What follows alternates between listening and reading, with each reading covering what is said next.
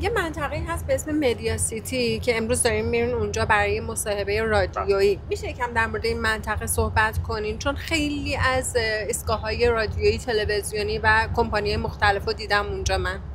ببینید منطقه مدیا سیتی یا همون اینترنت سیتی منطقه‌ای هستش که تقریباً 20 سالی از راه اندازی شده. منطقه فریزون هستش و اکثرا تمام مدیاها اونجا هستن و یه سری شرکت‌های آیتی در واقع لاین‌های خبرگزاری جهانی بین‌المللی اونجا دفتر دارن و بسیار منطقه پرشوریه، همه در حال رفت و آمد هستن و یه فضای جالبی داره اونجا و منطقه فریزون هم هستش در واقع.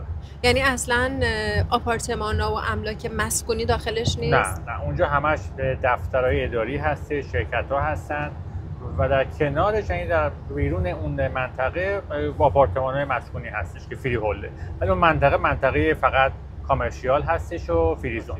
کسایی که میخوان اونجا لایسنس بگیرن، لایسنس فریزون هست مال مدیا سیتی و فقط هم اونجا باید کار بکنن، نمیتونن خارج اون منطقه کار بکنن.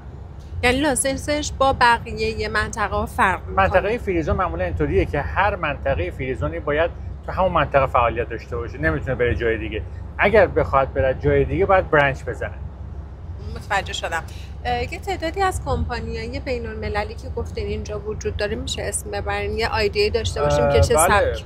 مثل آی بی ام، مایکروسافت، سیسکو، که شرکت‌های کامپیوتری هستن و همچنین خبرگزاری بی بی سی، سی ان ان، ام بی سی، شرکت‌های در واقع خبرگزاری بین‌المللی هستن که در اینجا دفتر دارن. از یه منطقه بسیار ویژه است. بله.